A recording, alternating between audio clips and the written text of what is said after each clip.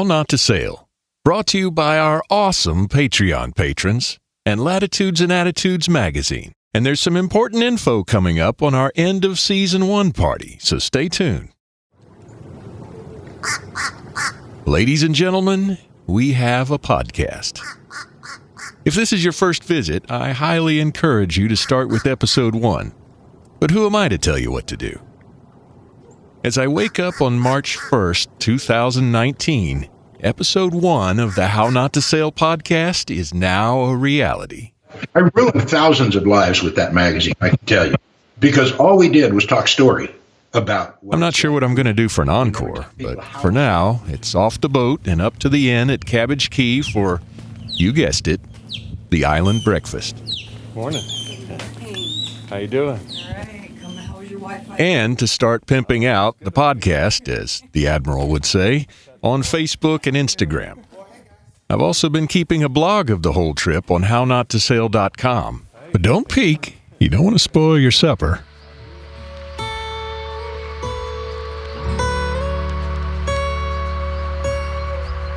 I sit in the screened-in porch and look out over Pine Island Sound with a mug of fresh brewed coffee in my hand, brewed by someone besides me, no less, and not made from freeze-dried crystals.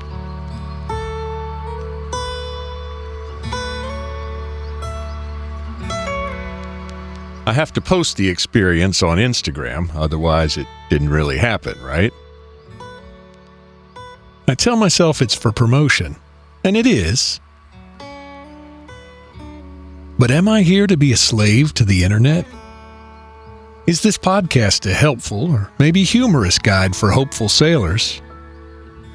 Or something that will take me further and further from being in the moment? Or both? That's the conundrum I keep running into. What draws me to sailing, or really cruising, is the whole zen of it, the whole being in the moment. And I hope I'm sharing that with you.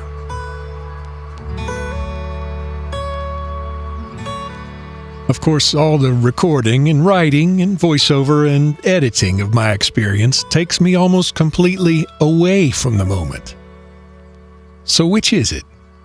Which moments do I want to lose to preserve which other moments?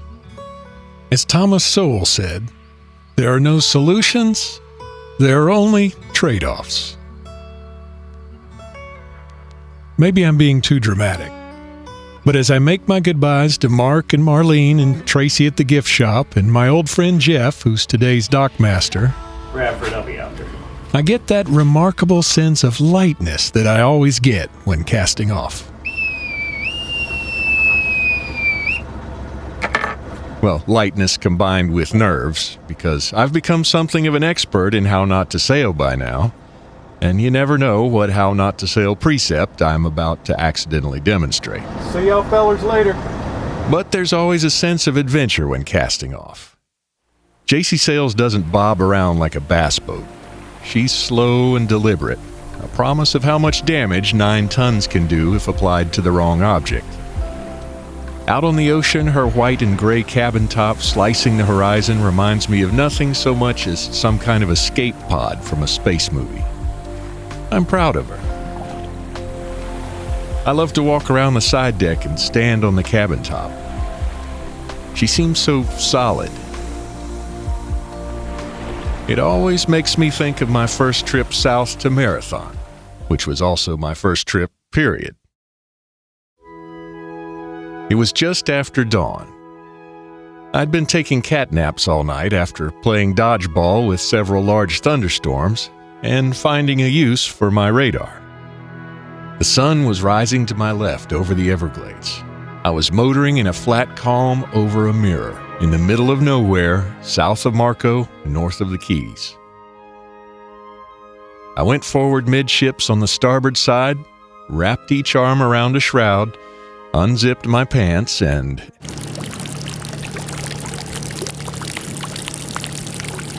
maybe it's a guy thing, but that still stands out as one of the most beautiful moments in my cruising career. But today I'm not headed south. I'm headed north up the ICW from Cabbage Key towards Boca Grande.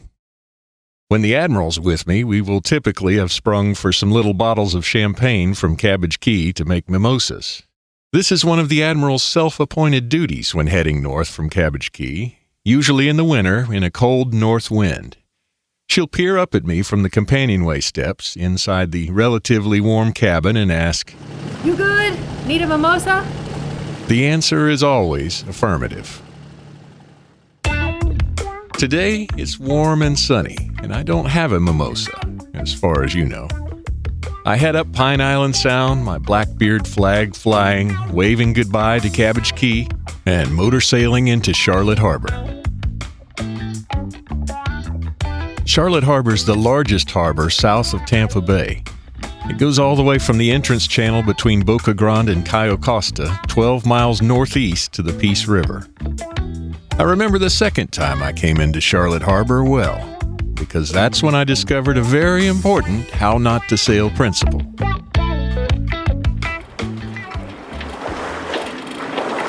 I was northbound from that first trip to the Keys and coming into Boca Grande entrance channel at night. And as I recall, I may or may not have run out of fuel. So I was actually sailing. You know how you hear these cruising types talk about not going into a strange harbor at night? Turns out there's a good reason for that. On this particular evening, it's kind of breezy, so we're sailing on our ear in some choppy water on a dark night, and I'm looking at my chart. I'm trying to figure out where we are relative to the channel markers I see on the chart. Actually, they're not markers exactly. They're large buoys chained to the seafloor. When I say large, I mean they're a good 10 or 12 feet tall and might weigh a ton. And for some reason, I can't quite be certain which ones I'm near. I can see a few of them lit up in the distance, but the arrangement doesn't jive with my chart. Suddenly, a pucker factor moment, as Ron White might say, as I sail within just a few feet of one of those buoys. That would have left a mark.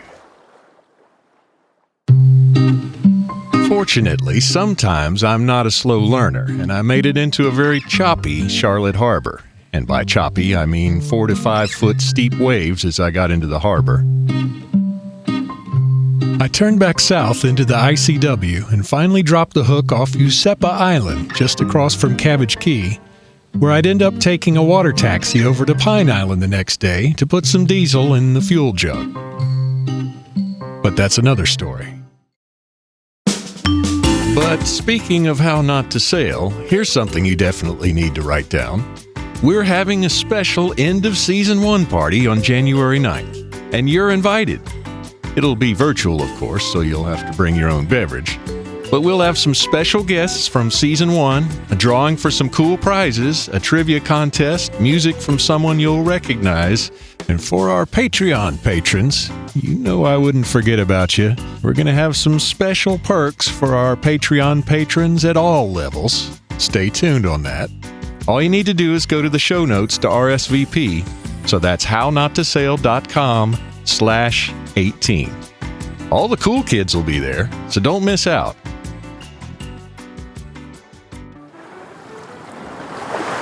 So where were we at?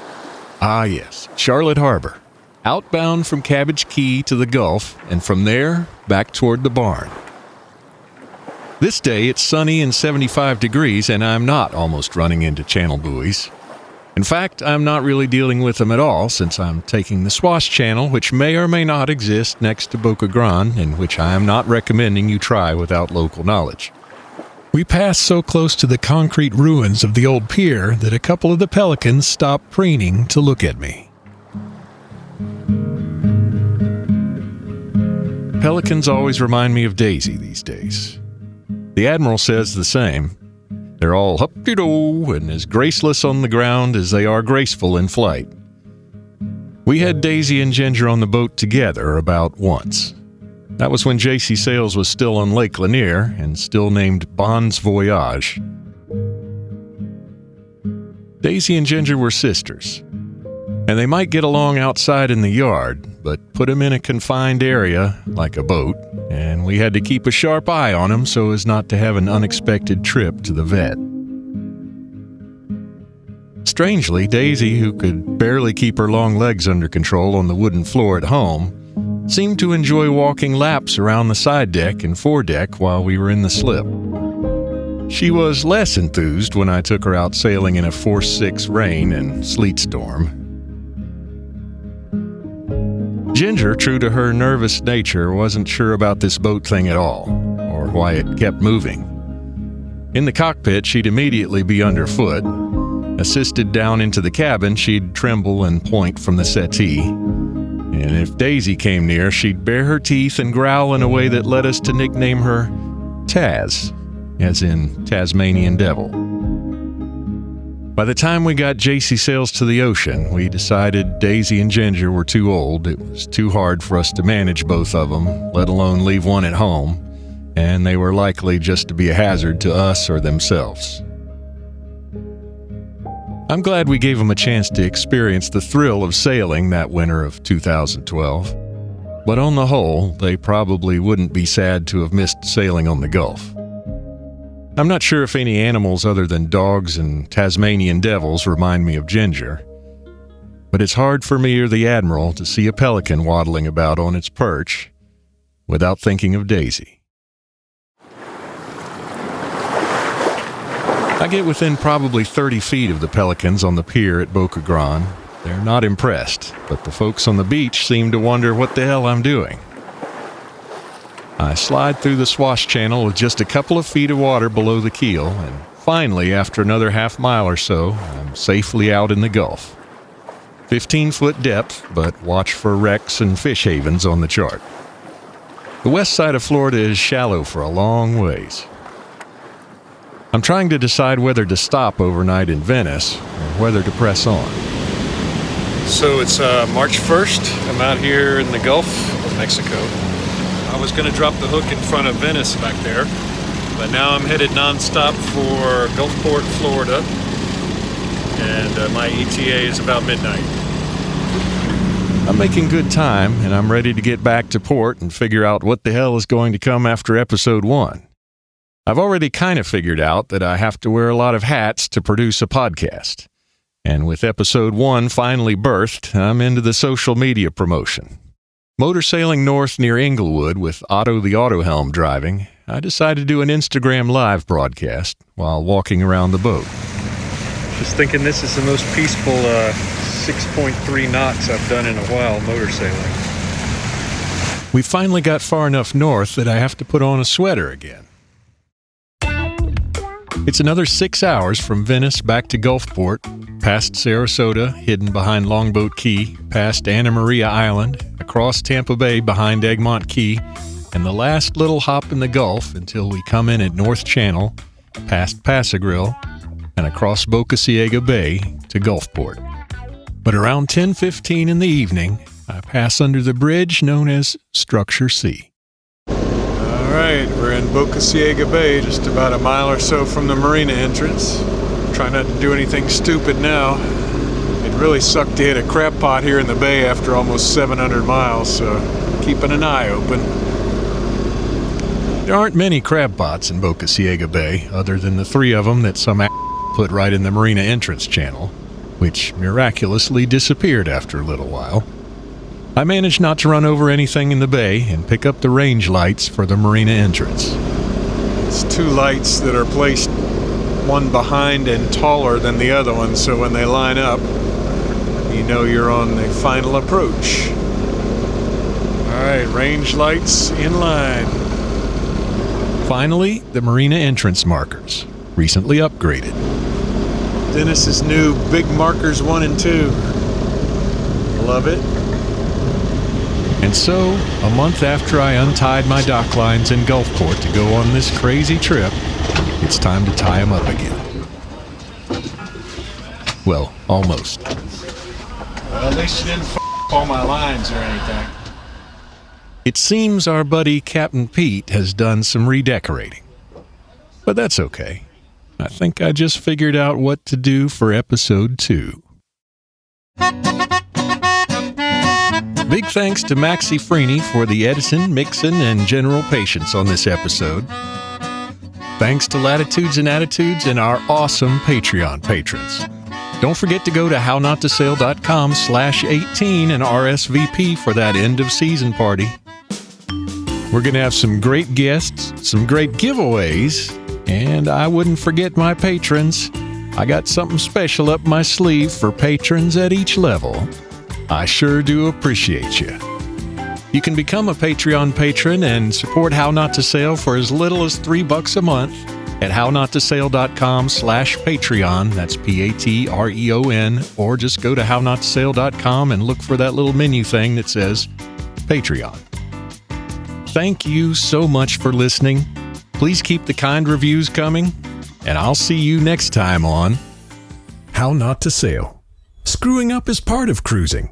Let me show you how. You good? Need a mimosa?